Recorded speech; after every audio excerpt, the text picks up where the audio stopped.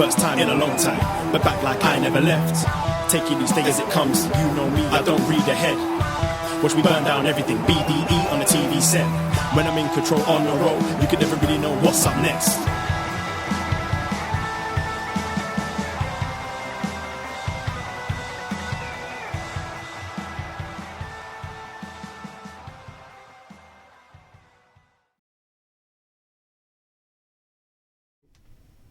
Hello.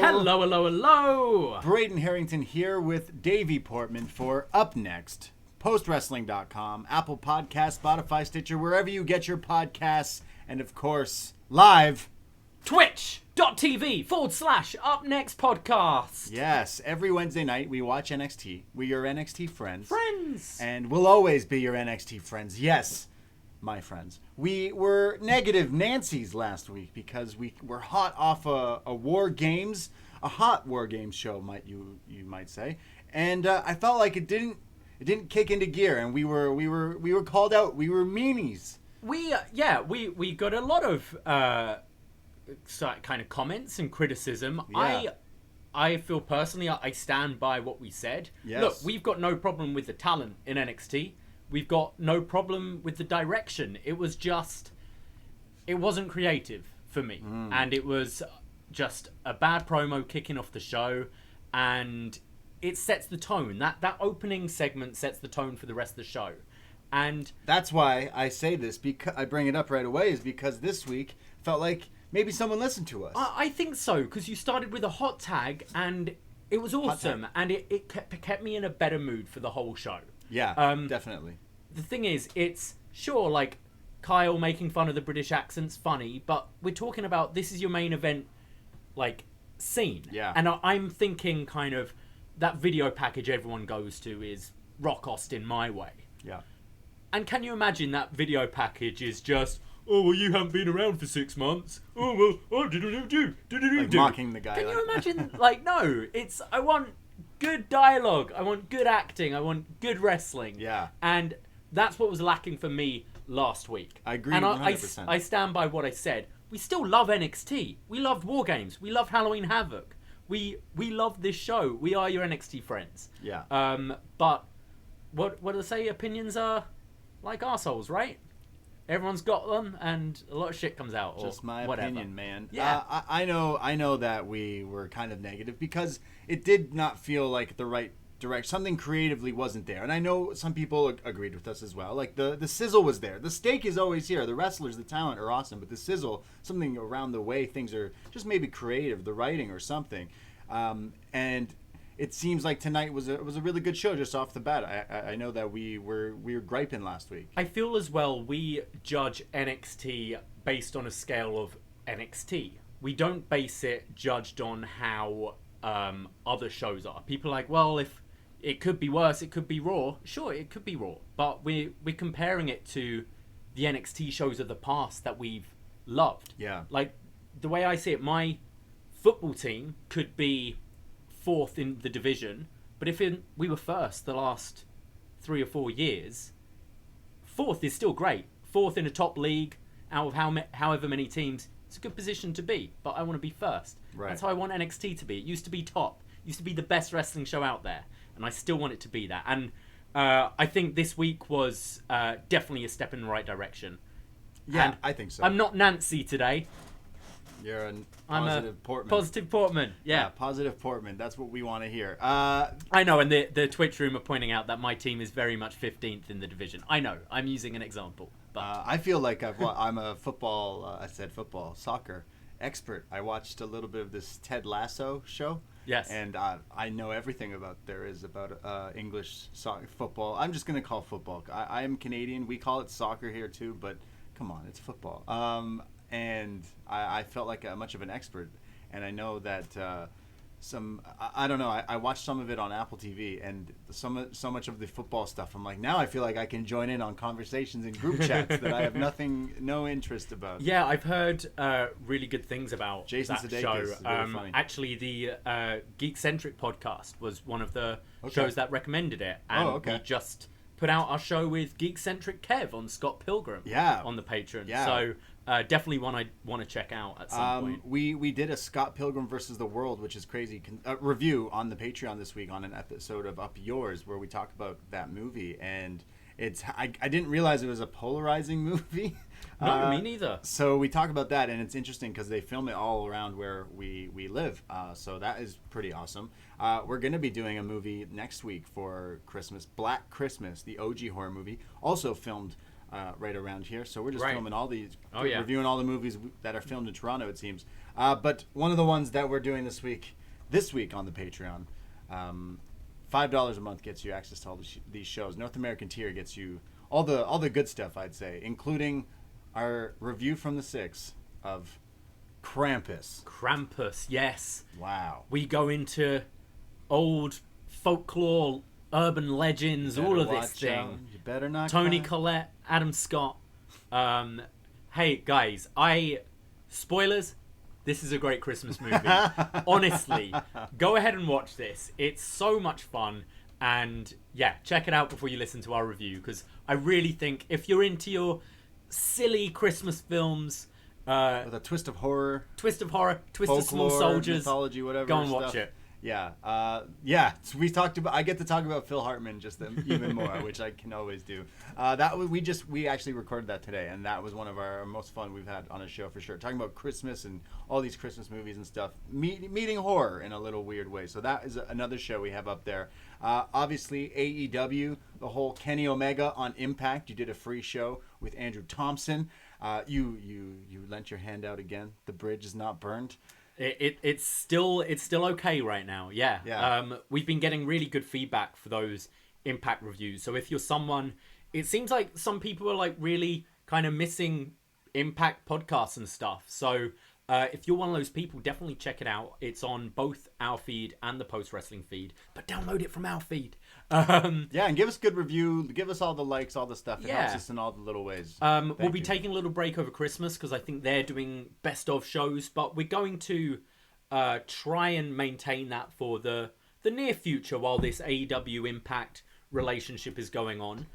Because we do AEW Dynamite reviews every Thursday, patreon.com, and we call it upNXTra, but we got to change it to BDE Elite. Yeah, obviously rebranding. So in the new year, look forward to that and some news on more AEW talk. But if you want to listen to us talk about AEW, that is definitely where you can go, because the Impact thing, my whole view of how Kenny Omega, Thanos, grabbing all the Infinity Stones of wrestling, he's been doing just that, and we have Wrestle Kingdom in the near future.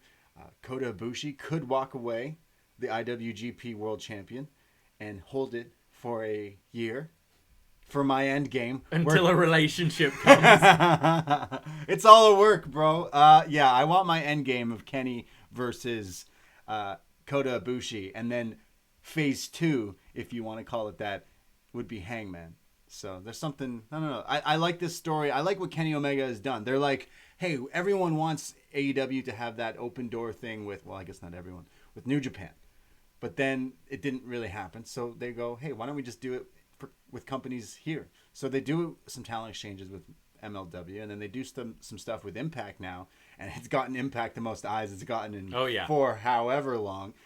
So I think it's just super smart. This Don Callis, Kenny Omega thing is one of the hottest things in wrestling in a little while, I would say, and it's crazy. I love the stuff that they've been doing with his tour bus, his helicopter. I think he's a fantastic character that he's kind of coming into that we all expected from he's really coming into his own now. I think Don Callis is excellent with him, but it's better in Kenny as well. You can see them just buzzing off of each other. It's really cool to watch, and it's definitely made the industry exciting. Yeah, that's what I mean. It adds a little thing where it's we didn't have that before. We never seen this kind of happen. So there's going to be more Impact crossovers. Again, we haven't watched AEW Dynamite tonight, but going forward, it looks like they'll do crossovers with this company for a little while. Especially the buzz all of that's getting. And then I tuned into Monday Night Raw on Monday, obviously. And I don't know why I did it to myself, because I don't know why you did it. It was so bad. As we said, kicking off the show with something hot, you turn on Dynamite and you get a like a hot Young Bucks match. Tonight you had a hot tag match on NXT. And then you turn on Raw and it's Miz reading The Night Before Christmas with John Morrison in a kilt, pretending to be Braveheart. And you just go, like, why do you think this is entertaining? And the ratings really showed that this week. Their ratings plummeted, and I know there's a lot of talk about that. And I personally think it's a good thing, because hopefully it's a wake-up call, and I really hope that the powers that be see that rating and don't go, oh, well, Drew McIntyre's our champion, so it must be his fault. I hope they look more inwards and realize it's them, because their talent is like nothing they've ever had before. The WWE has such a stacked, talented roster that they shouldn't be putting out shit week after week on a Monday. SmackDown's up and down for me. Sometimes it's pretty good, other time there, not so much. Yeah. But I really hope that's the wake-up call. And finally, it's almost 2 years to the day that Vince, Stephanie, Triple H came out on TV and apologized and said, we're the bosses now. They said, we're sorry, we're going to give you, the people, what you want. So then 2 years later, AEW is a show that some would say beat them in the demographic. I don't know. Ratings to me, it's like, yeah, cool, the ratings. And we go all over ratings and versus on upNXTra a lot. But I feel like it's cool to have competition. Like when you like one thing, a certain thing like pro wrestling, you want to try and watch other types of it, because there's so much different. Like music fans like to listen to different types of things. For sure. Just because I like horror films doesn't mean I don't want to watch a rom-com. Doesn't mean I don't want to watch a historical piece or whatever. I love movies. Yeah. And I want to watch a lot of good movies. I want them all to succeed. So I don't want Raw to be bad. Yeah, you want everything to be good. I want it to be good, especially now I'm like not working Monday nights at the bar and I can actually like do some work at home and have Raw in the background. Much rather be distracted by it and it be a good show, you know? Exactly. And I feel like we were really harsh on NXT, because NXT used to be kind of a different show, even though, it's a WWE owned show, and it still felt different. Whereas I think some of the stuff that they've been doing is very like cut and paste of what the main roster has become. You start off with a promo that didn't really hit, and then the rest of the show kind of drags on. But now, I mean, just not saying now, but tonight's episode definitely felt different. It felt they took a step in the right direction, I thought, which I liked. I know they're doing TLC this Sunday. You'll be doing a watch-along. I will indeed. So join us 7 p.m. on the Twitch feed, twitch.tv/upnext. I'll be joined by John Ceno, as always. I'll be joined once again by Jordan Goodman, who joined us for the Triplemania watch-along.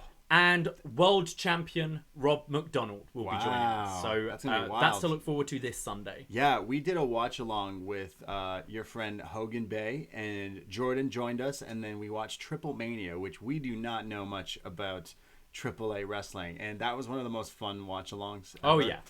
Iguana Man. Yeah. Is he okay? I hope so. Yeah. I've been checking on his L.E.O. Vikingo, who stole the show and didn't even have a match. Yeah, crazy. Kenny versus Laredo Kid was amazing. Again, we did a free post show. It's on this very feed if you haven't checked that out. That was interesting, because we're talking about completely different like wrestlings with some tie-ins to what's going on with Kenny with the Infinity Stones. He's got Impact, which is going to be the Canadian title. AAA is supposed to be the Mexico title. He's going to go over for Japan over there. Like, he's just going to go after all these titles for all over the world to be a world wrestling champion of some capacity. So we did that show as well, which was awesome. But TLC, watch along and show. The watch along and hangouts are free on the twitch.tv/upnext podcast. And tune in and follow and all that stuff, because we game, and like you said, might put it on while we watch Raw and stuff like that. We like your suggestions for 2K matchups in the future as well, considering today we'll be talking about one of the guys in Ever Eyes basically calling out Goldberg. So we got to do that dream match. Oh, absolutely, yeah. So all this stuff, and of course Twitter, Instagram @upnextpodcast. Follow us, give us the likes, all that stuff, and follow what we've been doing, because we have a lot of shows. We do. One more final plug when we're talking about our future shows. We have put out the shortlist now of our top 25 matches of 2020. It's controversial. There might be some matches you think should be there on there and they're not, and you're very welcome to think that. Yep. But we've done a top 25, and if you go on either the Patreon or our Facebook group, you'll be able to see that list, and we want to hear your top 10 matches from that list. We then take all of those votes together to compile the ultimate top 10 for 2020. And the first show will be coming out at the end of next week. So you've got a few days before I'll be closing the votes to get those votes in. You can vote either by messaging us on Facebook or by replying to us on Patreon.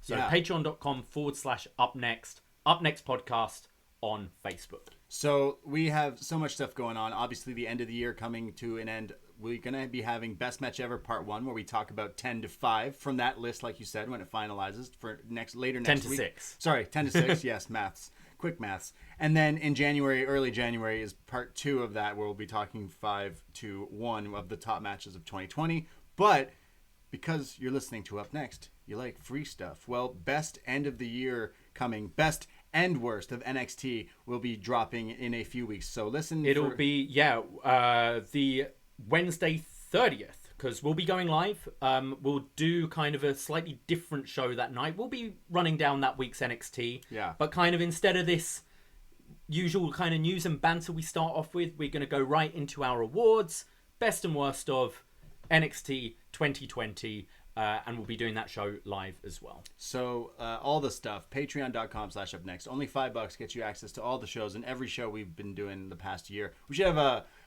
when we do a best of something, we got to get our listeners to give us a best and worst of our shows. The worst last week, apparently. Last week was the worst, apparently, yeah. Yeah.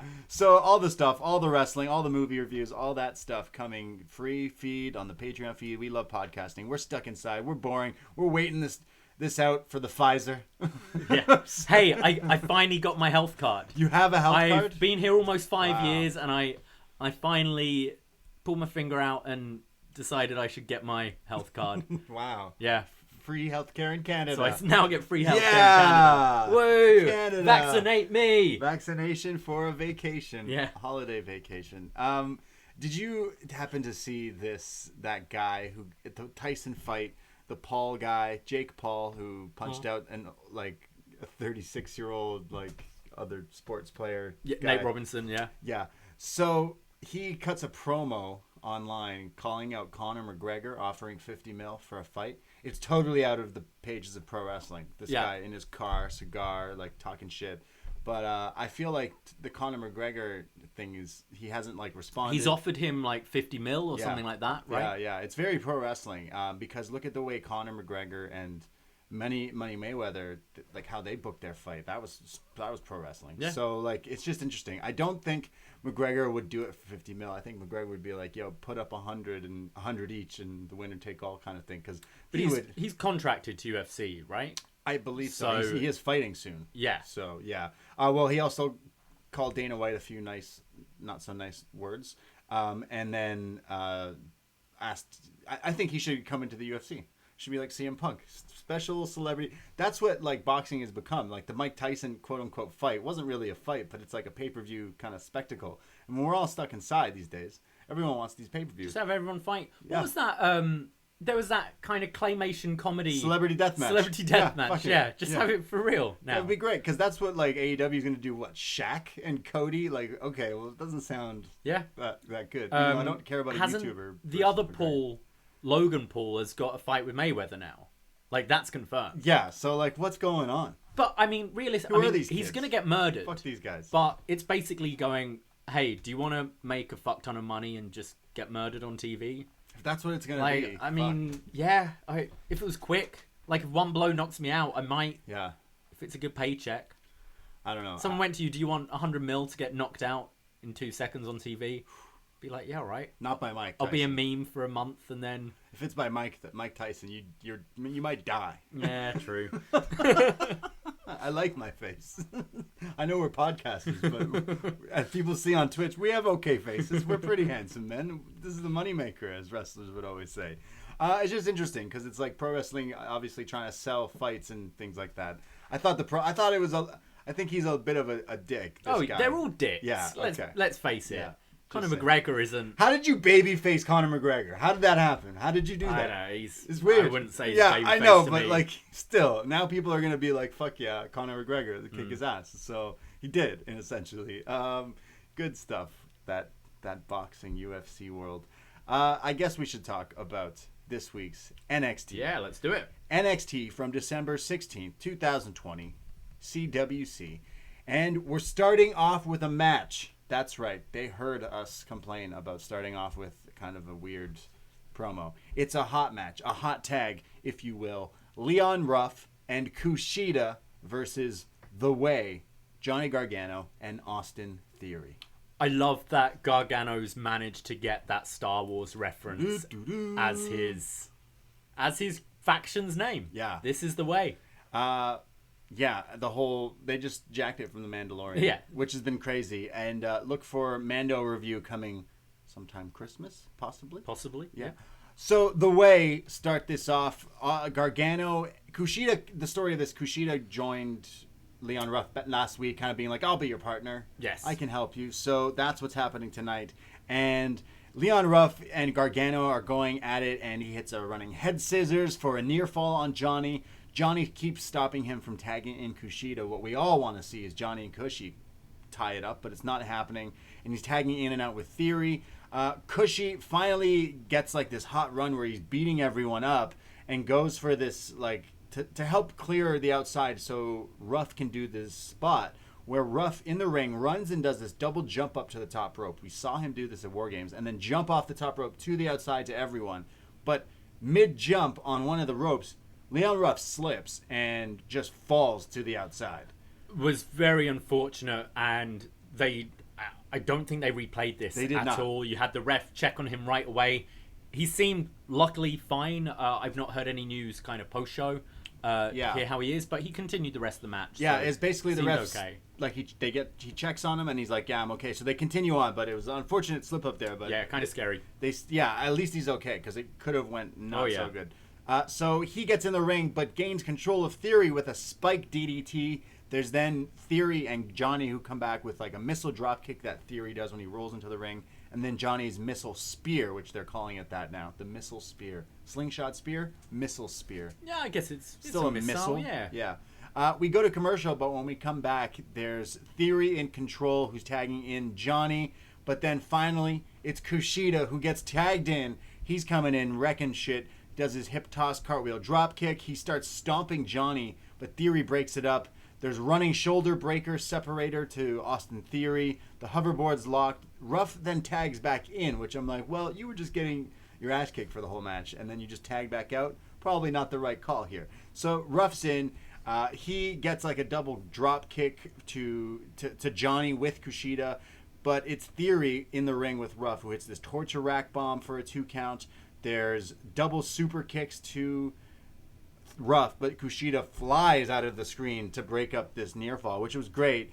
Ruff hits a flying cutter off the top rope on Johnny, which looks great. Crucifix bomb. That's how he beat Johnny. And that crucifix bomb looked awesome as well. Yeah. Looks like it would actually hurt, whereas sometimes it looks just a bit rolly. Yeah. Whereas this looked like a little, Theory, though, was the legal man from tagging in and then picks up Ruff off that breakup and hits him with what they're calling the business play.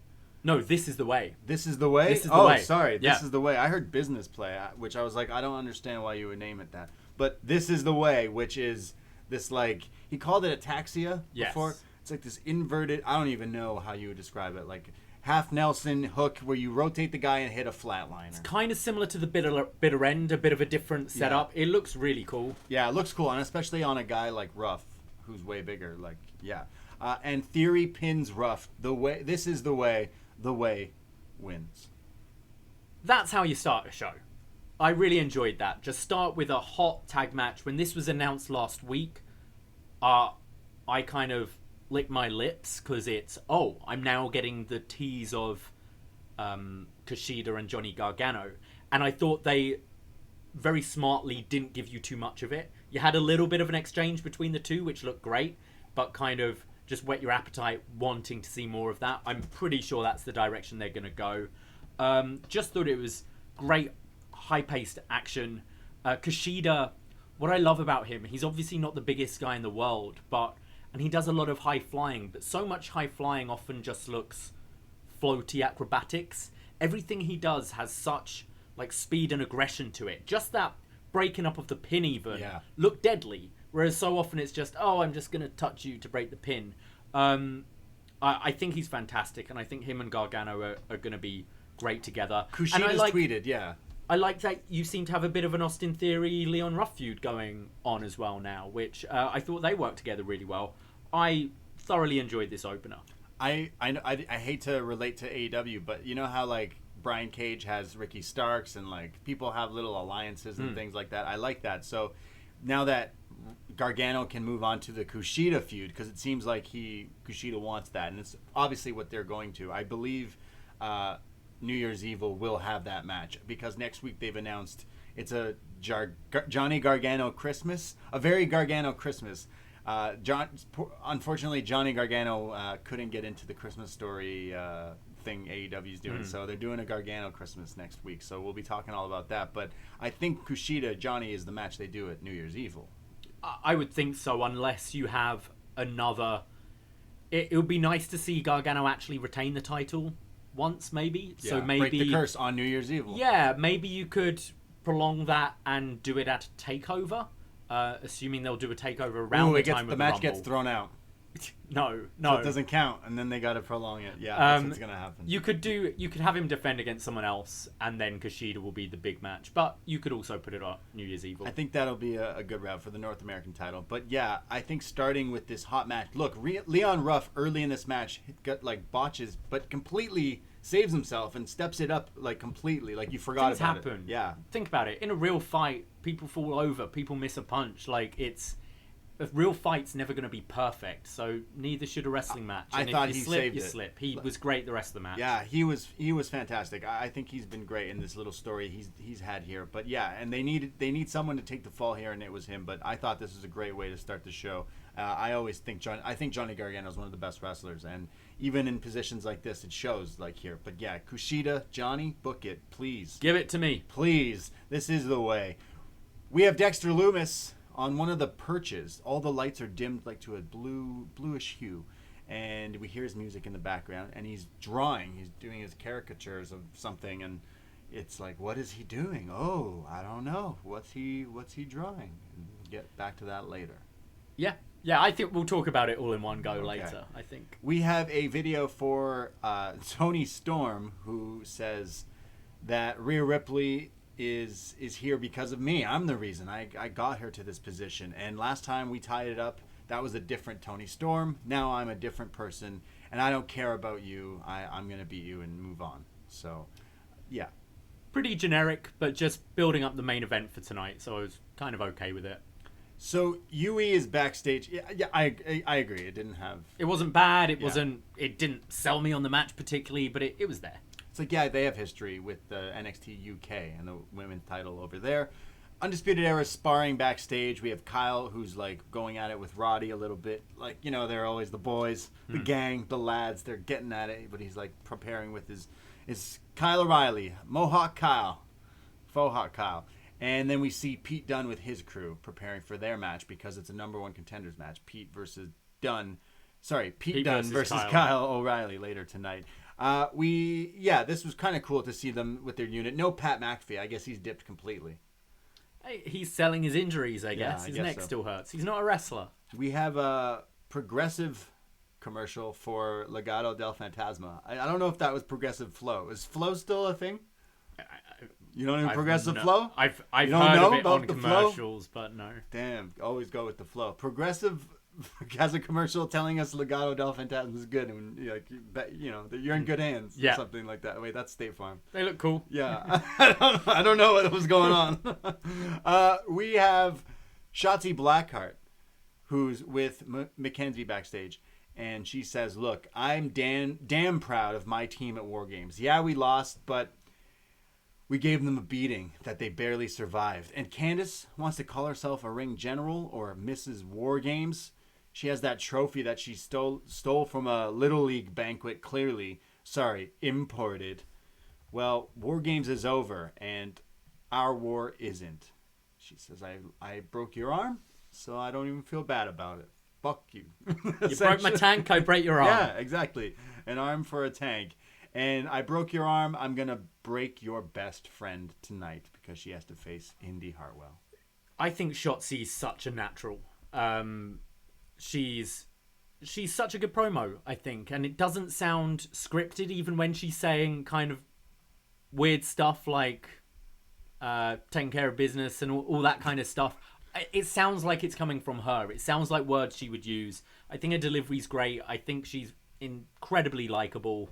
Can't wait to see how WWE fuck her up. Yeah, but it's this girl should be a superstar in the company and should be someone they're really putting a lot of stock in. So her matchup later tonight, but we go to Tyler Rust versus Tommaso Ciampa.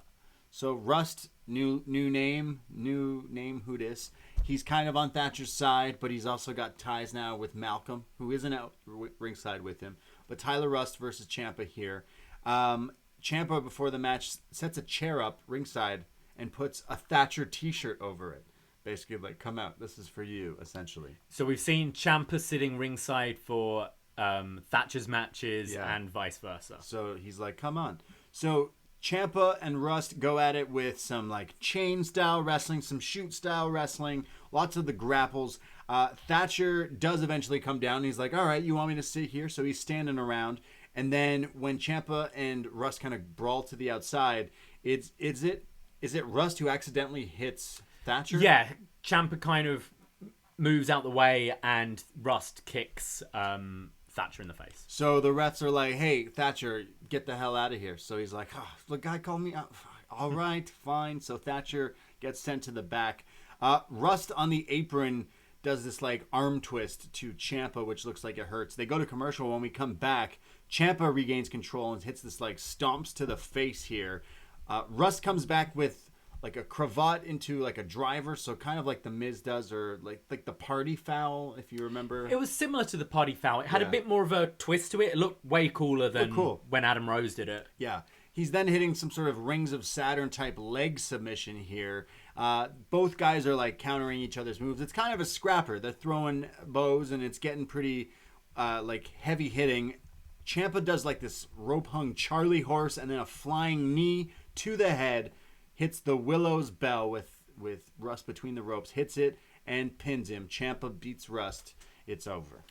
I really enjoyed this. I haven't seen any of Tyler Rust Taylor, whatever you want to call him.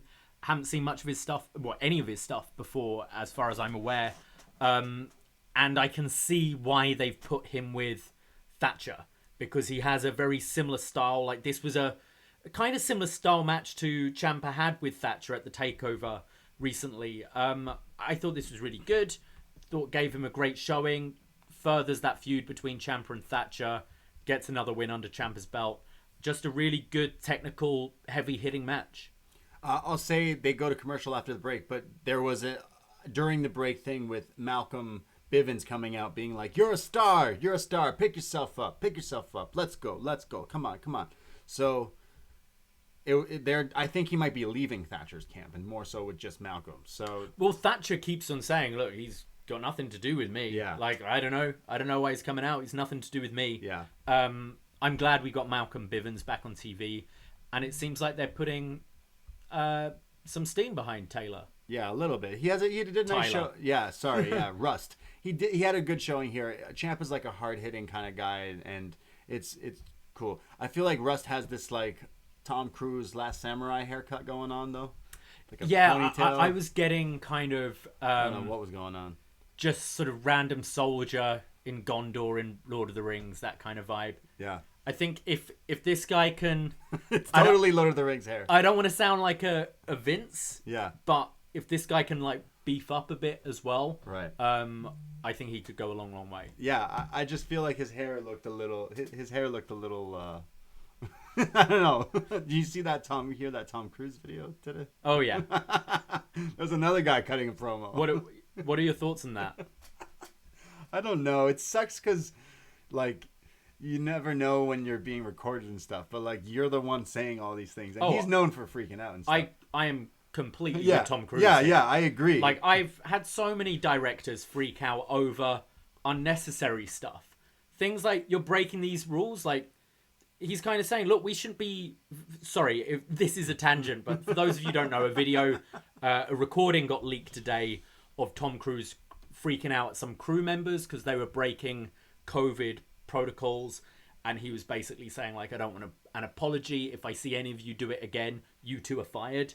But is saying kind of, look, we're lucky to be able to film. Like, other people aren't able to go to work right now. We've been given this privilege while other people aren't able to afford having a roof over their head. Yeah. We've been given this privilege and you're fucking this up. So don't do that. I know Tom Cruise isn't everyone's kind of favorite guy, but I was completely behind him on this one. I think absolutely justified. It's some risky business we're living in, but we're living in Days of Thunder.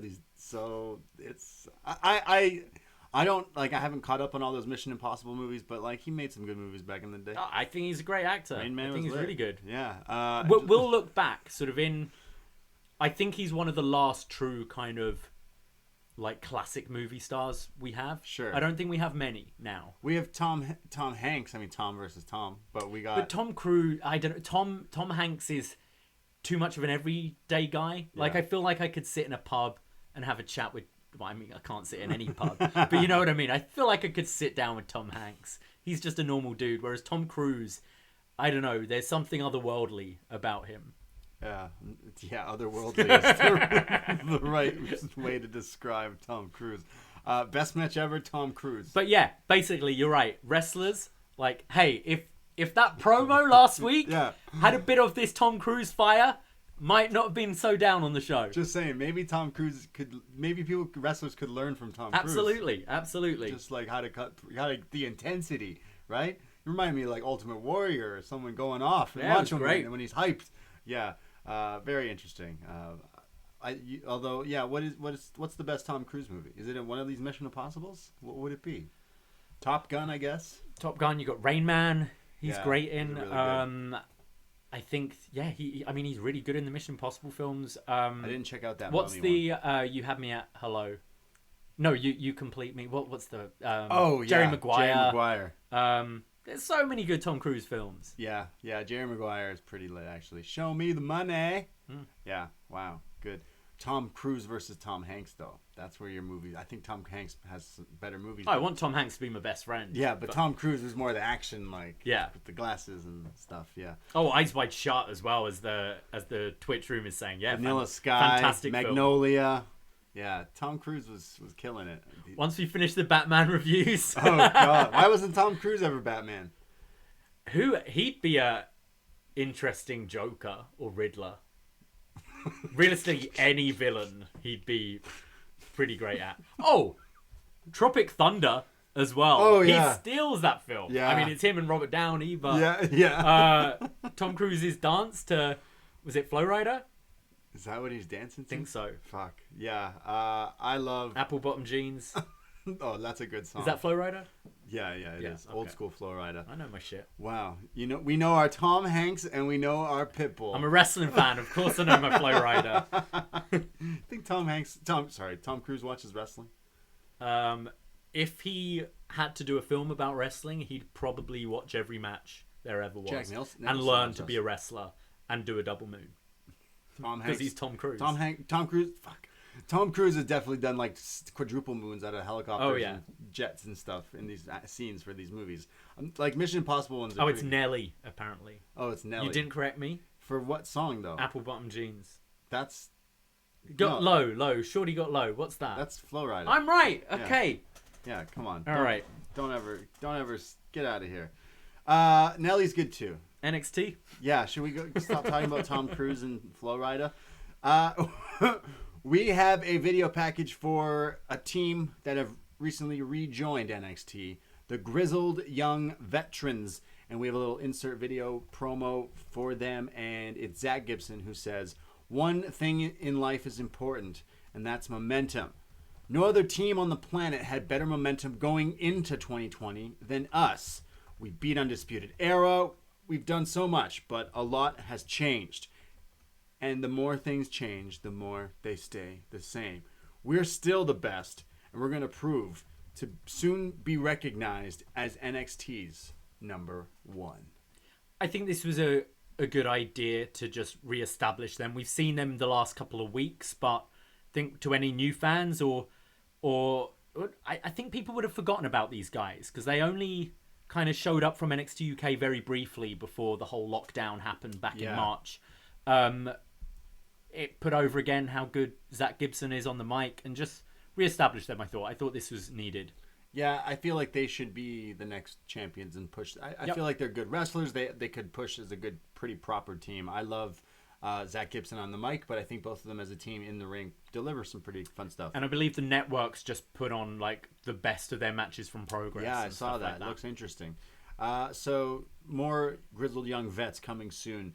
We have a video for Karrion Kross, who says Doomsday is still coming. Talk with the Bird. It's a quick one. We'll see more on that a little bit. Then we have Dexter Lumis. He's drawing again. He is. Bob Ross. And it's revealed he's drawing the New Year's Evil logo. Yeah. Like, whoa, what's he drawing? But he's not quite finished. He's not finished yet, so we'll go back to that later. It's time for the NXT Championship number one contenders match, meaning the winner of this match will face Finn Bálor at New Year's Evil. This is Kyle O'Reilly versus Pete Dunne.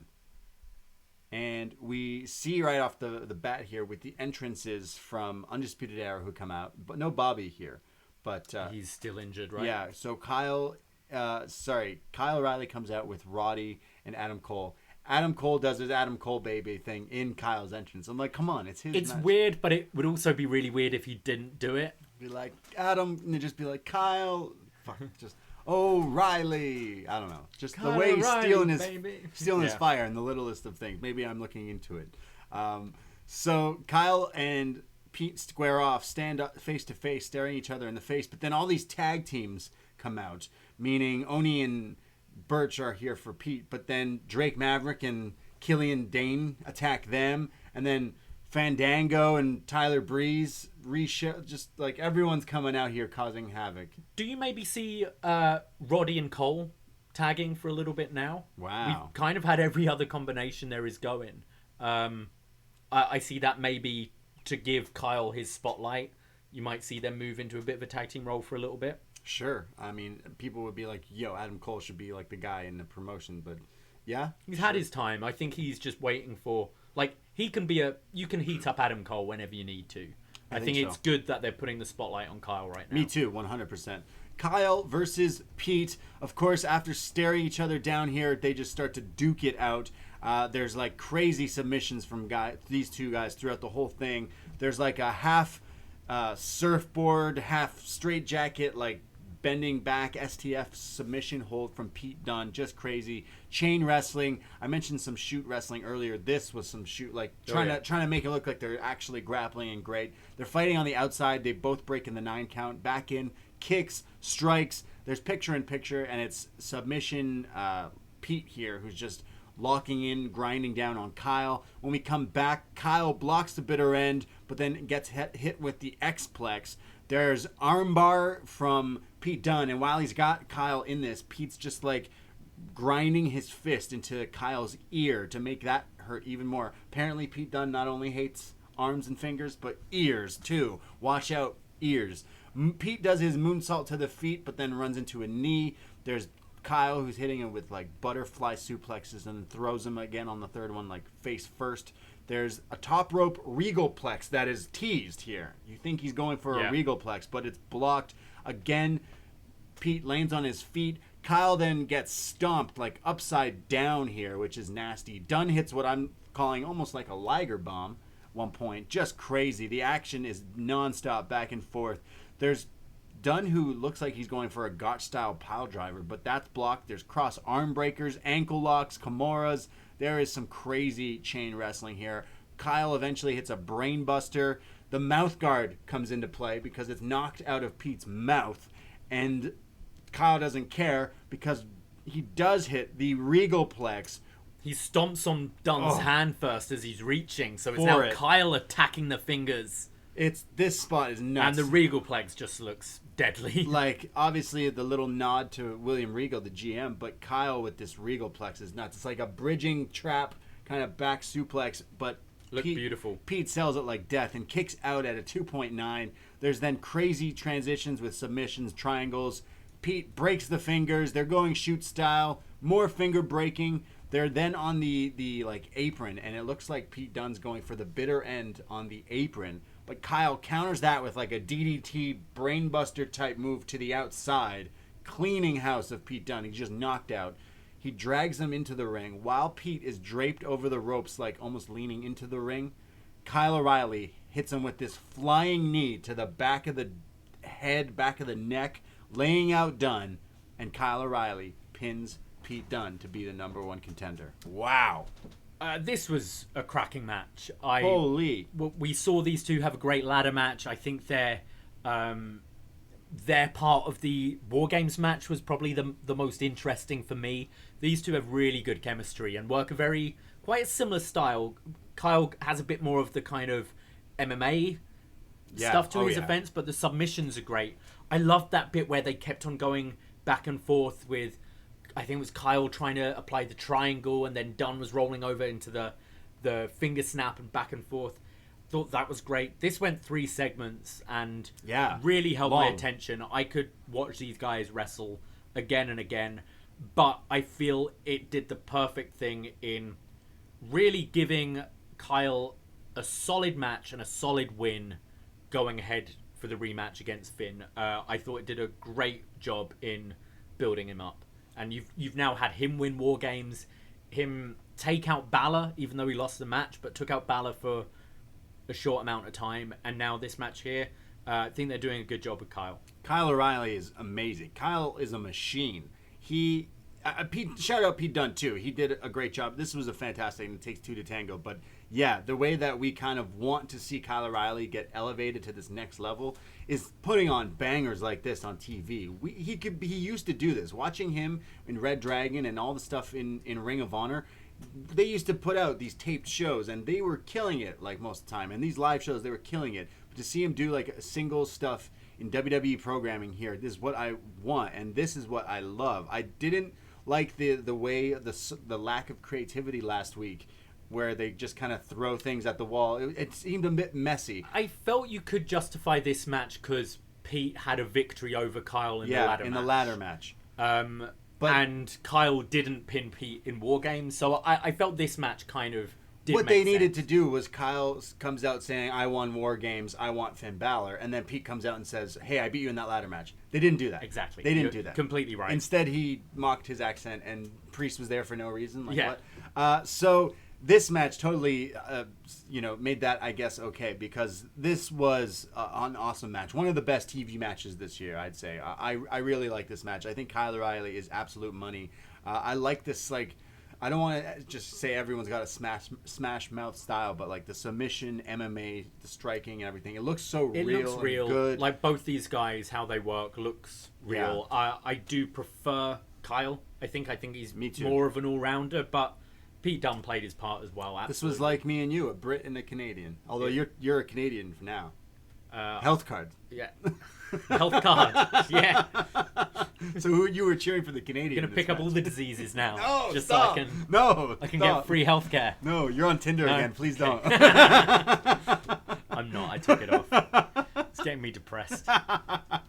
Well, Kyle O'Reilly and Pete Dunne didn't do that. I thought this was one of the best matches they put on this year on NXT TV, and this, you could say, it was almost a takeover level match. It was hard hitting and really good. And I want to see Kyle O'Reilly beat Finn Bálor at New Year's Evil. Yeah, that main event looks great. It's nice being excited about a match you've already been delivered. You know, it's not the first time these two have faced, but their first match was so good that I'm very much excited to see it again, and I'd love to see Kyle win this one. Yeah. Cross has made it kind of noted that he's going to go after the win or lose kind of thing. in some of these videos. But we have a video, but that was obviously match of the night for me here. Kyle Me and too. Pete Dunne. If you're the people who listen to us and maybe just watch the takeovers and stuff, this is a match I would definitely check out from this week's NXT. This is a cherry pick for you, my friends. Kyle and Pete killed it tonight. And Pete with his tan. Love it. He could have shared some of it to Kyle and then they'd even out. I don't think anyone wants that tan. I don't know what's he like, doing. I love Pete Dunne. What's he doing? It's like jaundice. It's not nice. Rhea Ripley, video for her. She says that me and Toni Storm have history. Yeah, but I'm not the same Rhea Ripley. I don't care if you're the new Toni or the old Toni because she's still the same trash I knew back then. Damn, Rhea Ripley. You're just so mean. Any thoughts on that? It was similar to Toni. It's the same problem I've had with Rhea majority of the year. I think this time last year, didn't she end 2019 beating Shayna Baszler? She felt really hot, really fresh, and you felt she was going to kind of very quickly move to the main roster. You had her feud with Charlotte, and now she's back in NXT. I know she's a babyface, but I don't understand what the likable qualities are of her. I'm not sure why I'm meant to cheer her, because I see her just bully people, be kind of smarmy. I just don't find her likable. I like her as a wrestler. I think she's very talented, and I think she can do big things, and I think the main roster is better suited for her. It's just, I don't get her as a babyface right now. Yeah, it's weird. I kind of need to see her kind of tie it up with other people in a different kind of pond, maybe. Yeah. It would make her more interesting, because right now it's just here. But yeah, these videos were the same. Tony's and Rhea were similar. And apparently the chat saying, I didn't mean to say Smash Mouth. I meant to say Strong Style. Sure. Smash Mouth. Smash Mouth. It's our show. Yeah, we're all stars. Xia Li, the main event of the evening. Oh, yeah. Our main event. Is this the best one yet? I think this might be my favorite one. Xia Li and the Master, this older guy, and he's yelling at her with the subtitles, and he's again, and she's like crying physically. It's like a close up again. Traumatized. Yeah, again, it's like really dark here, and she's in her gear. She's sweaty, like tired, and she's like crying, and like you said, traumatized here, just getting yelled at again. He's saying lie, lie, lie again. So she's like, oh, doing these kicks, but we're not sure what she's doing. And as the camera shows, she's been striking Boa. She's being forced to hit him repeatedly, but she's crying, and he's just bloodied and beaten up here. And he's like... Again, focusing on the blood, yeah, which is rare for WWE these days. He's like, please, no more, as she's being yelled at again. And we see someone sitting down, not the Master, but this leader of them here. And she's got the nails, and you see her eyes again, kind of not focusing, but she's there watching. And then Xia hits Boa with this roundhouse kick to like the chest, and then they do like a slow-mo shots of it, and it's like you're seeing sweat. like his skin, like the sweat flying off, his skin rippling, and he's just beating, because Xia Li is trained in all these things. Oh yeah, like watch her Instagram videos. Yeah, her Instagram videos, her like crushing things, killing things, and he's like, please stop. And it shows Xia was crying during the beginning throughout it, and then after like just destroying Boa, he's bloodied and like beaten here.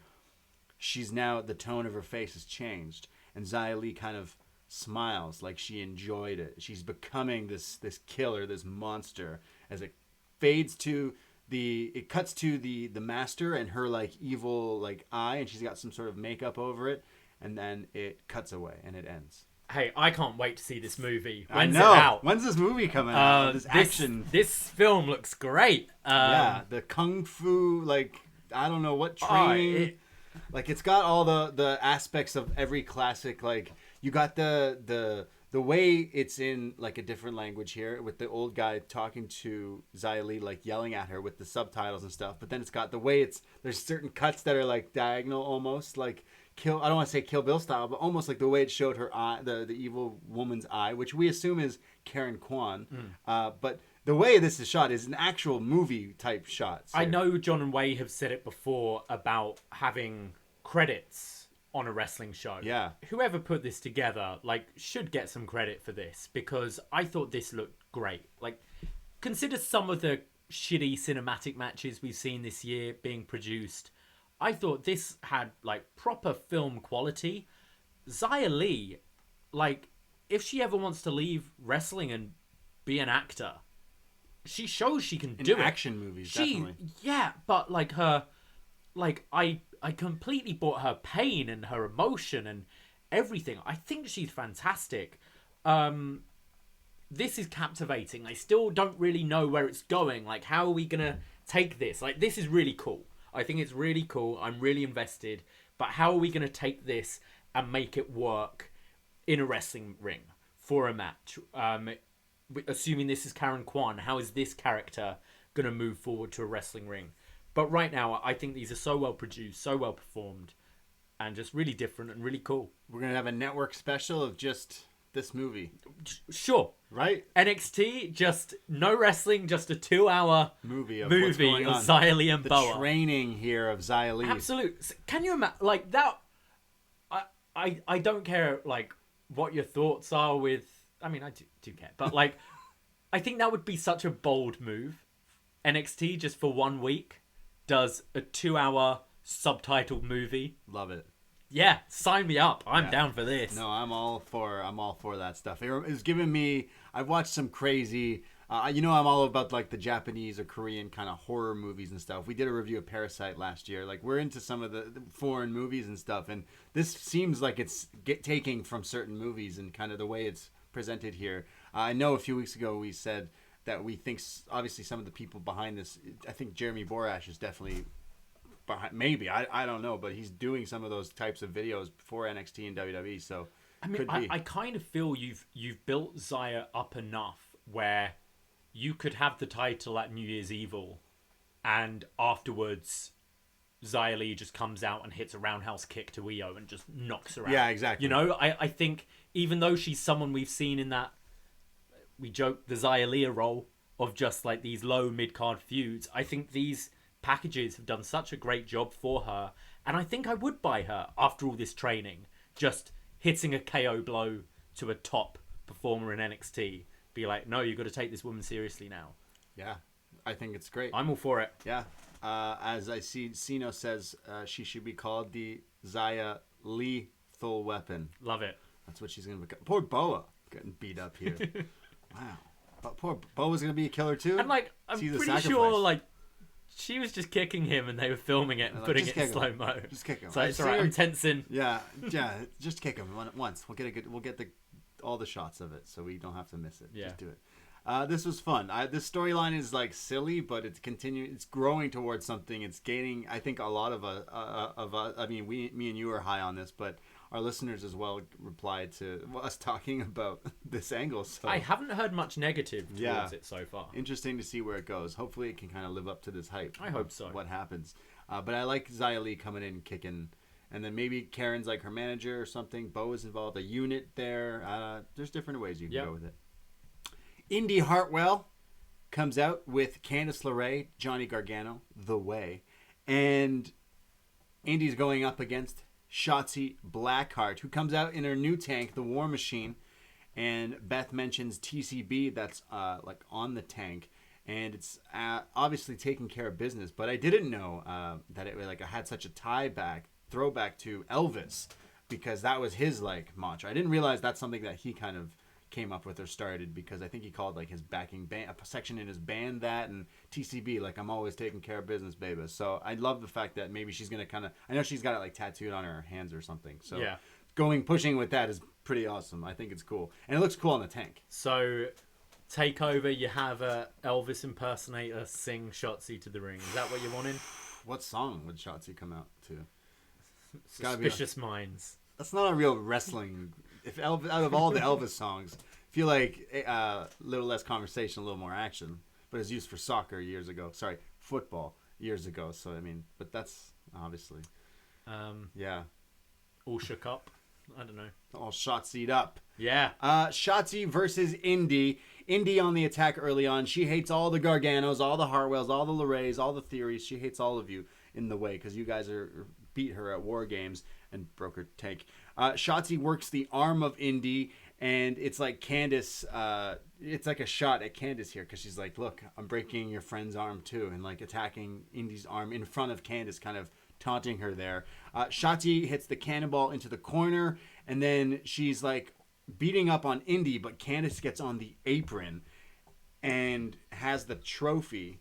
Indy grabs it and uses it, hits Shotzi with it to the gut, but the referee turns around and sees it, calls for the DQ, but they beat up and lay Shotzi Blackheart laying, and this is the way. They just couldn't have a WWE show without a DQ finish, could they? Never. They probably wrote the whole show and been like, no, fuck, we can't.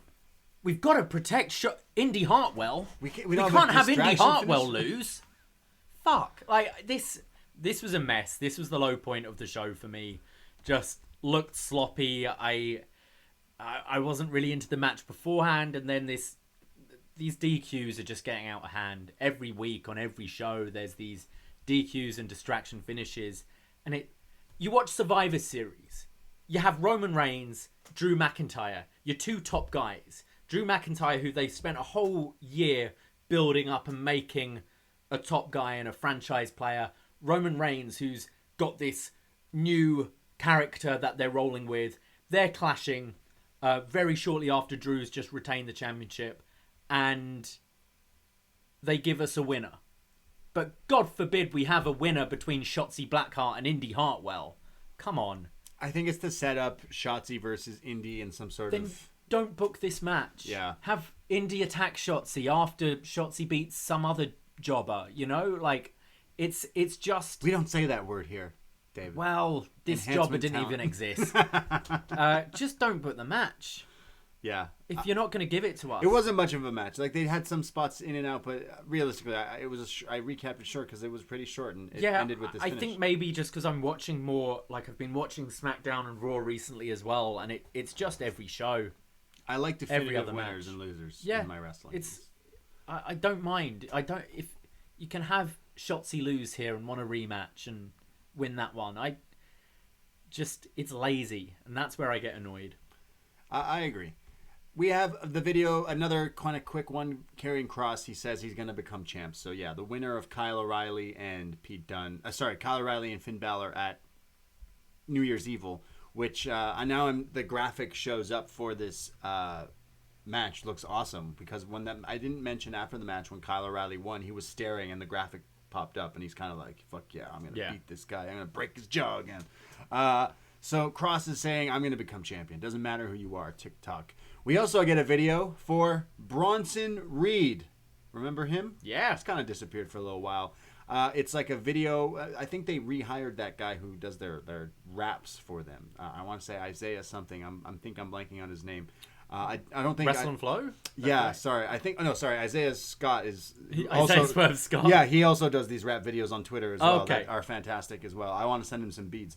But yeah, Bronson Reed gets this like music video. Yeah, Josiah. Sorry, not Isaiah. Josiah Williams. Yeah, he does these raps for NXT and WWE, and there's this one for Bronson Reed, and he's saying he returns next week.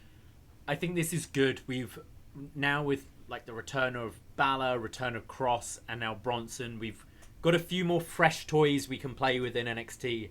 And Bronson Reed was someone who was building a lot of steam. I'm not entirely sure. Was he injured or did he go to Australia or something? I'm not quite sure where he's been. But yeah, I'm very excited to see Bronson back. Anytime there's like Monster, Godzilla, King Kong, Gaiju, whatever you want to call it, mentions here, I think it's great. And I think he's a good wrestler. He's improved greatly. I think he's a future star. I'm interested. I hope he's just not the guy Kross beats like next week or something. That's what I'm worried about. They had that little rivalry. They had a little rivalry. It's moved on since then. We never really had the blow off of him and Priest, did we? So I think maybe after the Kross match, you could go to that feud, and then maybe put Bronson in the North American picture. Yeah, something like that. I think so. Gargano, Kushida, all that stuff. Karrion Kross and Scarlett come out. We get the epic entrance. It's been a while. The Fall and Pray. the epic singing with the lyrics on the Titantron there. Yeah, we've got lyrics now, so Sing we can along. sing along at home. Karaoke, Fall and Pray karaoke, and Scarlett's obviously like over the top with her outfit and everything, like the scary eyes, the whole scary vibe, and out comes Karrion Kross. Great entrance. This entrance still hits, I think. Yeah. This is still a pretty cool entrance. And Karrion Kross, his in-ring return here against enhancement talent, Desmond Troy. Well, it's what we expected. Kross on the attack, beats him up. There's like this strikes in the corner, then an overhead throw, and then says it's Doomsday, and hits the Doomsday Saito suplex, locks in the Kross jacket, which is basically like a sleeper hold, a coquina clutch, whatever kind of clutch you want to call it. Back sleeper with the vine, the legs wrapped around, and Desmond Troy taps out instantly. Fall and Pray. I don't know if it's because Kross had just returned from injury, but I felt it was a bit safe for one of these. Like, I mean, he's a killer, right? Killer Yeah. Kross, Karrion Kross. I felt it felt a bit safe. Just we knew he was going to steamroll this guy. It didn't look as violent and aggressive as I feel it should have been to just make that statement. He just kind of hit a suplex and a sleeper hold and won the match. Yeah. I agree. Earlier we had Champa and Rust like kind of killing each other, and they didn't really like. There's some heat behind it, but realistically, Kross just came back. This is his re-debut here, and he just like kills some guy that obviously was. I mean, no disrespect to Desmond Troy, but that's his position here. Well, I mean, we've seen him in the past like pick up a guy and hit like 3 of those Saito suplexes, and it looks scary, and you go, oh, geez, this guy. Whereas here it just looked like a kind of regular wrestling match that he finished in 30 seconds. Yeah. But it's cool to see him back. But I'm glad he's back for sure. Yeah. So we'll see. He looks at the camera after and says, "Finn Bálor, Kyle O'Reilly, whoever it is, your ass is mine. I think he says, talk your shit, and your ass is mine." Which I love wrestling and swearing. I just love swearing in wrestling. Did he say that? It sounded like he said it. I know he said your ass is mine. He said your ass is mine. It sounded like he said. So it's Priest and Kross at New Year's Evil. Yes. So New Year's Evil. Not only is it Finn versus Kyle, but Priest versus Kross. New Year's Eve. I feel that could be pretty good. Yeah, definitely. Looking forward to that. I mean, he took him out last week, so ouch. Isaiah Swerve Scott backstage, looking mad fresh. A little different look here going on. Fresh suit, colorful. Looked like he got his grills in. He says, last week I lost. People lose. It happens. Jake Atlas is a hell of an athlete, but I've been here longer. I've been working harder. I respect him, but I just got out of Regal's office, and signed for next week is a rematch, and this time next week it will be a different result. I thought Swerve sounded really good here. I think this more cocky, heelish persona is going to suit him really well. I thought he sounded very natural and very charismatic. So, I'm excited to see what comes next with this guy. Yeah, I think this heel turn, because he keeps saying like, "Oh, I wasn't mad." They're like, "You're mad," and he's like, "I'm not mad," but he is. He's totally changing his character. Yeah. I think into this heel kind of persona, which I like. We have Everrise. They walk into the set right after Swerve walks off. Before like cutting away, Everrise walk in here, and they say, "Hey, Mackenzie, did you see what happened last week? It was a 2-on-1 match, essentially. It was basically a handicap match. And where we're from, that's what it's called." So we went to corporate and got them to reverse that decision, expunge that from the record books, that the match last week didn't count. Got them to forget about it. Yeah, they go, forget about it. Hey, we're still on a streak. That's right, Everrise is still on this winning streak. So how do you like that, Goldberg? We're coming for you. And he says, "What, Mackenzie? You got a problem? What? You gonna take a swing or something? What? We just want to have our voices heard. Everrise rules." As they walk up, Triple H has finally seen John Silver cut a promo on Dynamite, and he's like, "Yo, someone do this thing." And Everrise are like, "We got this." So they're O'Doyle rules. Everrise rules. These guys are from Quebec, right? Yeah, I think so. Why did it sound like Sopranos? Yeah. Oh, okay. Niagara Falls, Matt Martel. Like, Yeah, why? Niagara Falls, sure, yeah, but- Ontario. Why did it sound like they were from Sopranos? I don't care. I thought they were great. They were great. I thought these guys have grabbed the opportunity in the last few weeks and have been really entertaining. Definitely. I love that they're just calling out Goldberg. You're hearing about those reports of Vince sending like Keith Lee and some other guys to the PC. Is Goldberg getting sent to NXT to Fight Everrise. fight Everrise? Wow. I'd love to see Goldberg in NXT. Fuck it. Goldberg, Matt Martel, New Year's Evil, book it. We just talked about Goldberg on the Starrcade Best of show, and I don't know, Goldberg, he's calling out Roman these days. He so he's is not calling being out sent Roman. back to NXT. I thought this was really entertaining. I think these guys have really taken the opportunity and ran with it recently. Also, Mackenzie Mitchell displaying some personality this week. She almost took a swing. She did, yeah. But it's not really like WWE. I listened to the interview on Talk Is Jericho with Dasha, who was saying that Renee basically told her, look, you're going to have to just essentially be a standing microphone. Until they can trust you, they're not going to want to see any personality from you, unfortunately. And Renee was someone who earned that trust and displayed personality. And I feel you get it with Charlie Caruso to some extent. We haven't really seen it with Mackenzie, and it just seemed like, I don't know, Triple H or whoever is maybe wanting to have their interviewers have a bit more of a character, because I find it way more interesting to watch when there's a bit of that banter back and forth. I mean, Mean Gene is one of the best, and the reason why is because, I'm not saying Mackenzie Mitchell's a Mean Gene, but it's nice to see them give a little back as well, is what I'm getting at. Well, they so much that Everrise thought she was going to fight them. Yeah. So Everrise just basically calling out Goldberg, almost getting in a fist fight with Mackenzie Mitchell, and then basically saying the whole tag team division here is on notice. The Twitch room is saying that Goldberg needs to learn how to work and find the hard camera.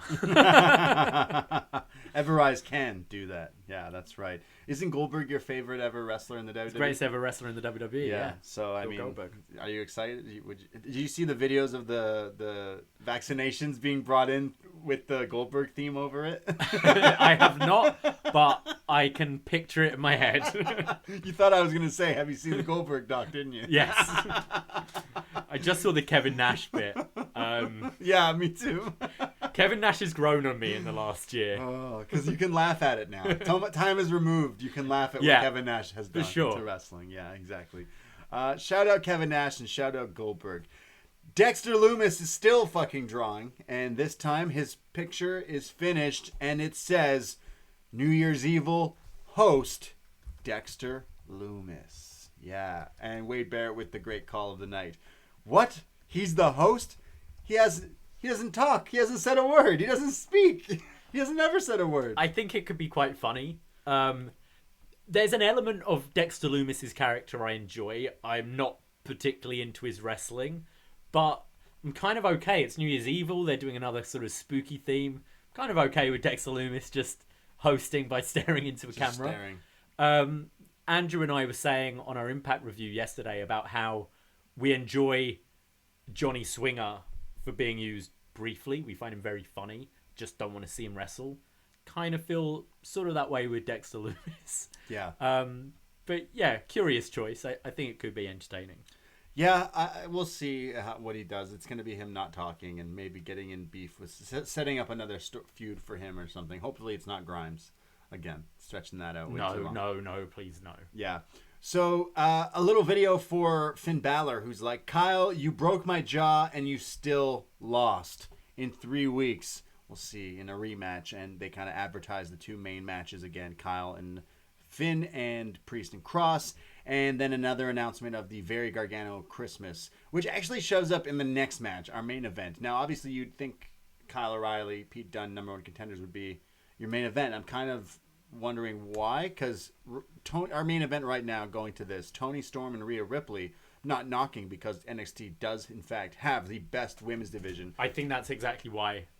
They were saying it during the match as well about how we have the best women's division on the planet, and I think maybe when you're kind of head to head against a show that is doing better than you right now, but you know you've got the the better women's division. You know that's one of your strengths. I think that's what they're pushing as kind of their headliners. It kind of makes sense, but I do think Kyle and Dunn was the better match. Oh, yeah, 100%. Toni Storm, Rhea Ripley. There's a bunch of near falls back and forth. They obviously are playing up the we know each other kind of thing. There's short arm Jake the Snake style clotheslines from Rhea, or Okada style clotheslines. Wrist control from Rhea Ripley.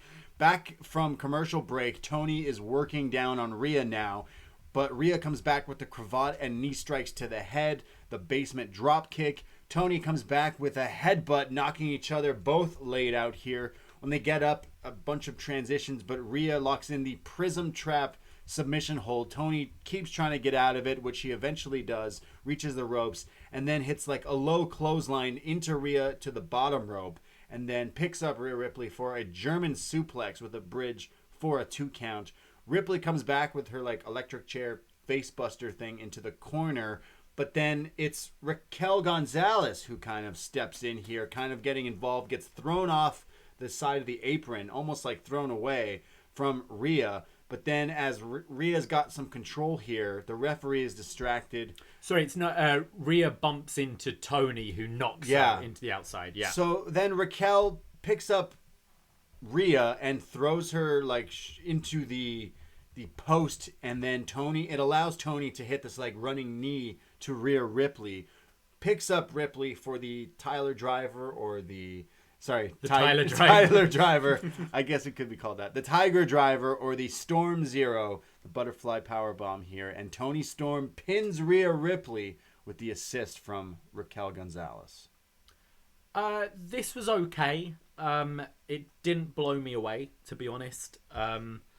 This is one of the things where I am a bit confused. I kind of want to know the direction for EO, because I feel like Rhea won War Games. She should be the one that is challenging. Raquel won. Raquel, rather.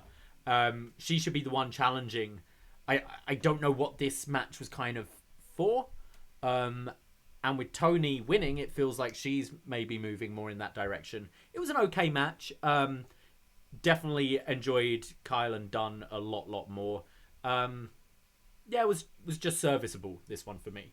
Yeah, this was an okay match. I got into I think Rhea Ripley, like we kind of went off a little bit about her, but I feel like she's got it. She's got something. Toni Storm is brought into NXT here. She's come back because it feels like maybe she's working on something. She recently turned heel, like working on this whole character. Rhea Ripley, I feel like she needs some fresh. She needs to be somewhere else. I agree. And now she's gonna fight Raquel again, which they did a good job.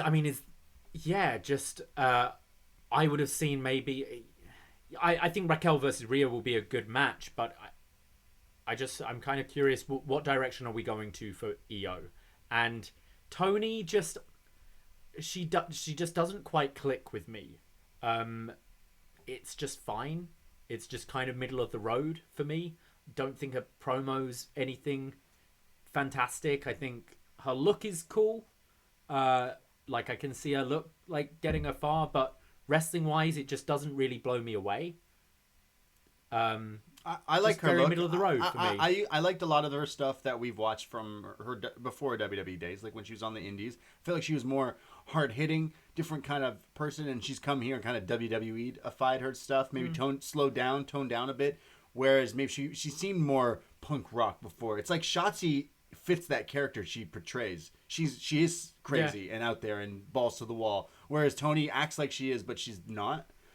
Everyone hits a German suplex. You know what I mean? I just find her bland. To be a little bit. And it's something that I used to be really behind her, but ever kind of seeing like it's like Keith Lee. Keith Lee, like, he has the capability to put on these crazy, amazing matches, but when it becomes that WWE style, it's like just kind of toned down and like everyone else. And I'm not saying he needs to come back to NXT, because I don't. If that's an actual story and all that stuff with Keith Lee, that's ridiculous. Like, what? This guy is amazing. But send Goldberg down to NXT. Jeez, come on. But Toni Storm, like, I actually kind of got into this match. I thought it was great, but it's just kind of now telling us that, hey, Toni won. She's probably not getting a title shot because Raquel won War Games. Or maybe it is. Maybe it is going to be Raquel and Rhea at New Year's Evil, and you have Io and Toni on that show, and then But it should be Raquel versus Io. it should be, but maybe that's the takeover match you go for. Yeah. You have Raquel beat Rhea, you have Io beat Toni, Sure. and we build to that match perhaps. Sure, let's go with that, because that maybe stretches it out until the next takeover for Raquel versus Io. So Toni versus... I just feel like if I was Raquel, I'd go like, hey, I beat both. I want more games. No, all right. Rhea beat Raquel though, so there's the gripe there. Gotcha. Okay. Yeah, I see match, that. All right. So does maybe check out. Yeah. But still, I thought out of this episode was way better, and starting off with a hot tag team match definitely puts you in the right mood. I really like that match, but I would say the Pete Dunne Kyle O'Reilly match tonight stole the show for me. This is what I want out of my Wednesday night wrestling, is a great match between two killers. Absolutely. I really think that opening segment sets the tone for the rest of the night. For me, it puts me either in a good mood or a bad mood. And last week it put me in a bad mood. This week it set the tone, and it was great opener. Then you had at the halfway point a really hot 3-segment match. Yeah. And the main was fine, and you had good promos today. It was the Indy Hartwell Shotzi was the only thing that kind of pissed me off tonight. Rest was a pretty good show, I thought. I think we're going into the right direction. I'm obviously saying Finn should lose to Kyle, and Kyle being the champ, being the guy here, but that's me fantasy. I think Finn versus Cross is definitely another the battle of the injured champions. There can only be one, Finn and Cross at like a takeover. I mean, realistically, I don't know why. Okay, Priest called your wife a smoke show, but if I came back, I'd be like, hey, I want my title and had to forfeit it right away. Well, wait, that used to be your name though. Okay, that's why he called it that. But all right, what's his? But it's like I'd just be like, hey, Balor's not defended it either. Yeah, he got injured and got to keep it. I want my title back. I was injured and I had to give it away. Finn got injured and got to keep it. I should be the champ. I should get a chance. Yeah, it should just directly go. And to that. They're clearly gonna go there, but it's just. I mean, the Priest match will be fine. Yeah, I'm sure. But overall, a really good episode of NXT. I thought best episode ever. No, nothing beats Halloween Havoc. Come on. This match I thought was great. The Kyle Pete just stole the show. This was a great. Again, watch that match if you haven't already. That's what we thought of NXT from Wednesday, December 16th. Let's go to some feedback. Forum.postwrestling.com. Free to sign up and join up for the Post Wrestling Forum there. And we'll see what you guys thought of NXT. We go to Mystery, who says, Hiya, don't care for Austin Theory winning considering he's... oh, wait, am I on the wrong one? No, I'm on the right one. You're on the right one. He says Austin Theory was on the show. Oh, yeah. Considering he's a massive creep. Champa Rust went from way too long, ended up zoning out and playing Yakuza. Io Shotzi was a complete train wreck of a match. Part of me thinks this awkward trophy DQ was a half-assed beatdown because WWE Mercy killed that match. It was bad. Toni Rhea was fine, but it shows that Toni is well below the other women in the division. It wasn't a match I would go back and watch. Toni is really bland and sort of underwhelming compared to the other NXT women, and she had this problem in the indies as well, especially in Stardom. Very excited for the Triad montage next week. My sources tell me that Boa and Xia will be forced to watch TNA Victory Road 2018 and 2011 over and over next week. I have no idea why, but I'm kind of irritated that WWE figured out that NXT has become the best women's division on the planet, but then both matches tonight flopped or were massively underwhelming in every regard. I would also talk about the TLC this Sunday, but nothing interests me outside of who Asuka's mystery partner is. So Mystery not as high up as we are on this episode. We go to Matt from Newfoundland. Didn't watch NXT. Okay, you're being nice afterwards, so I'll let you continue. Rarely do outside of the takeovers, if I'm being honest, but I wanted to take the time to remind everyone that if you have Amazon Prime, you have Twitch Prime. And if you have Twitch Prime, you can subscribe to one Twitch channel a month. What? So do me a favor, link your 2 accounts and subscribe to twitch.tv/upNXT podcast. It won't cost you anything, and it gives the boys a couple bucks. Oh. Hope the show was fun. Well, thank you very much, Matt. Thank you, Matt. I didn't know that. I have Prime and didn't know that. Wow. Do you want to butcher Jesse's feedback? Oh, Jesse from the 6. I definitely have to read his. I don't watch NXT on Wednesday nights because I live in Canada where it doesn't air until Friday night. It's simply impossible to watch here until Friday. Not that impossible, Jesse. The internet is fantastic. He has his morals. Yeah, he does.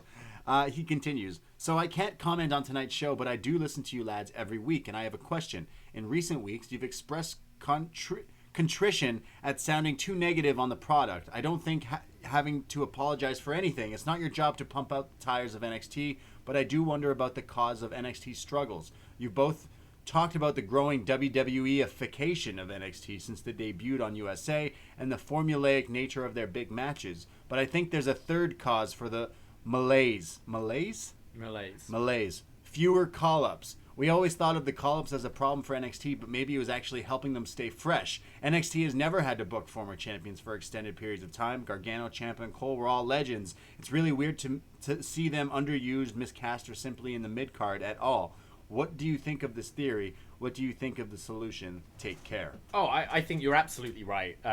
It's NXT used to be a bit of a conveyor belt, didn't it? You bring in someone hot from the indie, they have a bit of a run, and then they move onto the main roster, and it's not been that now for a couple of years, and I think that is a massive problem with it. As much as I love Undisputed Era, Gargano, Champa, and I do worry about how they'll be booked, it has made NXT feel stagnant. Maybe it's a double-edged sword there, because remember, we got our guys pulled up randomly. Like, all of a sudden we lost Keith Lee. He was our champion, and then it was like, okay, he's gone, leave. And then Matt Riddle, he's gone. It feels like in ways it helps, but in other ways it can hurt it too, because now they have to rebuild two guys that they were already building. So it does cause two things. But yeah, I feel like maybe it's part of the miscatch, but WWE-ifying it is definitely something like to watch it and you go, oh, this is WWE. I think the call-ups of those two wouldn't have been so bad if we were having like actual crowds again, because you can then judge from crowd perception who's hot and who's not. You can get those. You can still pick up people from the indies a bit more and have those front row at takeover appearances and things like that. It's hard. I definitely think that's a big part of it. Yeah, and I don't quite know how you'll resolve it. The problem, and I say this, and again, tonight's show was great. It felt a bit more fresher than it felt, but it was proper. Everything was timed out a little bit better with the long match going in the middle there for like 3 breaks. The opening tag, like, felt paced at a better pace. It feels like, remember when NXT a few years ago, there was that time with like the Cruiserweight Classic and stuff where they had like imported indie guys and Kota Ibushi showed up and stuff. Kota Ibushi showed up at an NXT house show and wrestled, right? He wrestled on NXT TV as well, like, you know what I mean? Like, so they did the open door thing with like different promotions, and now AEW's kind of doing that, and WWE's kind of shot themselves in the foot where they're like, oh, we could be doing that, but now it's kind of other people doing it. How about more kind of short-term moves to main roster? Kind of, you had it with Survivor Series last year, but forget brand supremacy and stuff like that. But have an Undisputed Era go to SmackDown for 3 months for a program, and similarly having people like we do our Was Next show, and you have Cesaro comes down and has a little run and a little feud with Sami Zayn, and I think things like that. Just because you're there doesn't mean you necessarily have to be there forever. But it all comes down to creative at the end of the day, doesn't it? Yeah. How can we make this creative enough? Because the talent's there throughout the whole company. Every brand.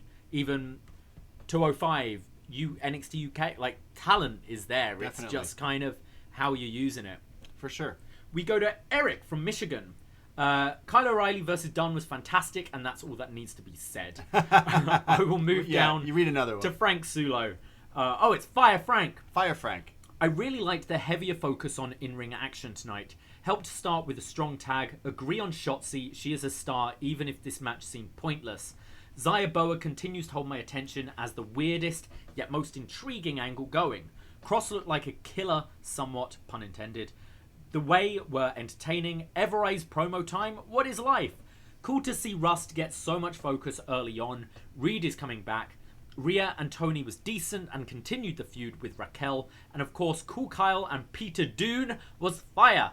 Can't wait for the rematch we've been waiting for with Finn. Really enjoyed this episode and looking forward to New Year's Evil as it's shaping up nicely. Shout out to Goldberg versus Matt Martel.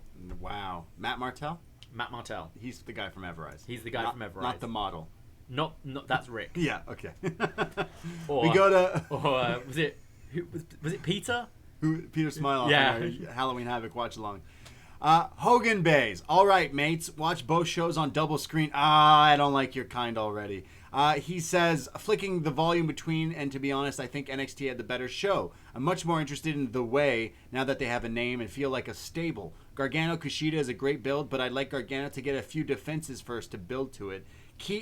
Kyle and Pete was great. I'd love to see Pete move up to the card more in 2021. Kyle Finn 2 should be another war. I just hope it doesn't end in injury again. Best part of the show for me was Xia and Boa's story. I'm so intrigued what's going on there. My only worry is they're making them and the leader look almost too strong. They're killing each other out there. It's like a lot. Not feeling it in NXT in the minute. It's been a bit stagnant, but I also haven't mentioned Cross coming back or Bronson Reed's return being push or anything happening with the women's grammar. Happening with the women, which is still fluid at the top. Hopefully 2021 sees a fresh era of NXT back to the heights it used to be because the talent is there across the board. And finally, we go to Crooked Letter 9. Kyle O'Reilly and Pete Dunne shut it down with a takeover level match. The submission counters were so fluid, and New Year's Evil got a takeover rematch for free. Put it in my veins. Dexter Lumis becoming the host should be a hoot. I like that word. A hoot! Hoots. Karrion Kross didn't miss a step in his first match in 4 months. He needs to be in a lengthy match, and I hope Damian Priest gives it to him. I hated that Indy Shotzi getting a DQ finish. The opening tag match was very fun, and I hope we get Kushida Gargano down the road. Rhea Toni was a solid main event with Raquel Gonzalez getting the last word. I'm certain that I'll watch Kyle versus Pete again. Yeah, I feel like we could see Kyle versus Pete Dunne down the line for like a takeover there's totally a story to come back to there. I don't think Kyle's gonna win at New Year's Evil, but I'm gonna push and want him to because I feel like there's more to be told with his story in the next year. That's how I see it. I see maybe down the line chasing Cross for it. I'd be kind of more into that. It seems a bit quick for him to just win it, seeing that Finn hasn't really had a chance to cement his reign because of the injury. But I think they're gonna have a killer match. Yeah, I'm looking forward to this little New Year's Evil special in a few weeks here. So we'll be doing a post show here, twitch.tv/upNXTpodcast for all the post shows of NXT and all the stuff we go live and record these podcasts at. But there is a special this weekend, this Sunday. It's TLC, and I'll be hosting a watch along, twitch.tv/upNXTpodcast. And this is the time where I quickly run down a card that you have no idea about and get your predictions. No, I don't know anything. I've heard now that Asuka's with a mystery opponent. Okay, we'll talk about it. Yeah, all right, go hit me. So we've got the New Day, Kofi Kingston and Xavier Woods defending the Raw Tag Team Championship against the Hurt Business, Cedric Alexander and Shelton Benjamin. Hurt Business. I think it's time to put the title on them. These guys have been feuding way too long. New Day have been tag champions forever. Sure. Let's have the Hurt Business collect all the gold. We have Sasha Banks defending the SmackDown Women's Championship against Carmella. Sasha Banks. Carmella looks like she's improved a bunch, so I think this could be an actual quite good match. But Sasha Banks needs to have a lengthy reign with it this time, so I agree with you. Roman Reigns defending the Universal Championship in a tables, ladders, and chairs match against Kevin Owens. Roman Reigns. But that could be a good match. I think this is going to be a belter. But yeah, I'm with you. I think Roman Reigns goes over, but I think Kevin Owens might kill himself on this pay-per-view. Hope he's okay. Nia Jax and Shayna Baszler defending the Women's Tag Team Championship against Asuka and a mystery partner. Okay, is it Lana? So Lana's been taken out. She's been injured. Who do you see here? I can't think of anyone who's... Maybe Naomi? She hasn't been doing much. I don't know what brand she's on, but who cares? I don't... That's the only name, unless you bring up someone from NXT, but they all seem I'd imagine you'd say Liv Morgan. I don't... Well, she's got a tag partner. Yeah. Grand Metalik. Still need that 24 documentary on Grand Metalik. Wait for it. I don't care about Goldberg. I want Grand Metalik. Yeah, I'm going to say Naomi. And who do you see winning the title here? Naomi, who's the champ? I don't know. Nia Jackson, Shayna Baszler. Yeah, sure. Retain. I think they retain too. We have The Fiend, Bray Wyatt with Alexa Bliss versus Randy Orton. Is there going to be a projection of worms in this match? I hope so. In that case, Randy Orton. If there isn't worms, The Fiend might win. Reverse psychology. Yeah, I think... Who cares? Is this going to be the greatest wrestling match ever match? I mean, that's where I kind of feel you're going Randy and Edge again at Mania. So I feel Randy should maybe win this. Yeah. Yeah, fuck The Fiend. Randy, come on. And then we get a tables, ladders, and chairs match for the WWE Championship. Drew McIntyre defending the title against AJ Styles. Okay, that should be a good match too. I mean, AJ Styles. So AJ has Omos, and Miz and Morrison all my God. on his side for this. Why? It's AJ Styles. It's AJ. We have one of the best wrestlers in the world. What should we do? I don't know. Give them fucking side characters and pieces and give them the rub? No, shouldn't be that.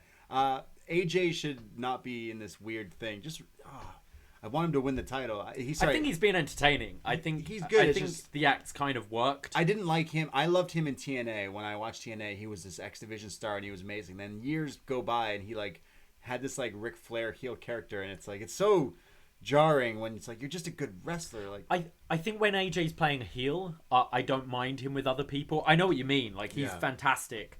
Think babyface? Yeah, absolutely, on your own. Yeah. I don't mind it's too much, and it's just stacking the odds against Drew, and obviously the whole Miz and Morrison thing being there is because Miz is your Money in the Bank holder at the moment. Got you. Okay. Well, I think Drew's retaining, but sure, AJ. Go with AJ. You're going to go with AJ? Yeah, why not? I'll go with Drew, but do you see a cash-in? The Miz is still the guy? Yeah. Fuck. Sure. No. I agree. I think Drew McIntyre retains. And then doesn't get cashed in? Doesn't get cashed in. Wow. I think Miz will try, because it's a TLC match. Miz will try, but I see Drew still being champion at the end of the night. AEW Dynamite every Wednesday. Yes. For your alternative wrestling. What's New Japan? I think it could be an entertaining show. I think the pay-per-views have actually been pretty consistently good with WWE this year. It's just the TV. Mein Gott. Mein Gott? Mein Gott means my God in German. Yeah. Krampus, Which we'll hear you talk a lot about German and Austrian and Bavarian in our Krampus review. Yeah. Out this week. Krampus, the horror Christmas movie, as well as we did a Best Match Ever Starrcade. We have so many shows out. Patreon.com/upNXT. $5 a month. North America tier gets you access to all the shows we're doing out there. Scott Pilgrim versus the World. Another Best Match Ever coming out. All the stuff. But Twitter, Instagram, @upNXT Podcast for all the updates and stuff. Like us, follow us, do all that fun stuff. Support the BDE. And we appreciate you listening. And I know it's holiday times. And, whether you're getting to see family or not, we'll be your family and your friends in your ears over the holidays if you decide to listening at any point there. But thank you for listening. Absolutely. And we'd like to finish the show by giving some thank yous to our patrons who help us keep this show free each and every week. So I'd like to shout out Rob McDonald, who'll be joining us this Sunday for TLC. I'd like to shout out Hugh Saunders. Shout out, Hugh. I'd like to shout out brand new patron Clark Ma. Hey, thank you, Clark. Thank you, Clark. Thanks for subscribing. Clark. Thank you, Robert Rose. Hey, Mr. Rose, thank you. Thank you very much, Kevin Anderson. Kevin. Mr. Anderson. I was thinking, Kevin! And a shout out to Corey Starkey. Shout out to David M. Shout out to Rob Kramer. Enda Riley, and Rami Shihab. Shout out. Thank you outs. so much, guys, and thank you to all of our patrons, and just thank you to all of you for listening every week. I think that brings us to an end. Yeah, hey, thank you for listening and supporting, even just listening to the show and following and all that stuff, hanging out with our Twitch accounts and YouTubes and all that stuff. It's been a blast. Obviously, people are stuck at home and holidays coming. It's just another day. And I mean it when I say, hey, if you got to put a podcast on and feel like you're hanging out with some friends and stuff, that's what we love to hear. So wherever you may be listening over the next few weeks and all that stuff, we appreciate it. And we're here for you. We are your friends. We mean it. We truly do. Thank you for listening. We'll be back to all the shows. You know where to go. I myself, Braden Herrington, at the Brady on Twitter and Instagram. And you can find me at Davie Portman. So take care. Goodbye. Be safe. And I didn't think of any good one today. Well, we were taking care of business. Hey. Ahoy!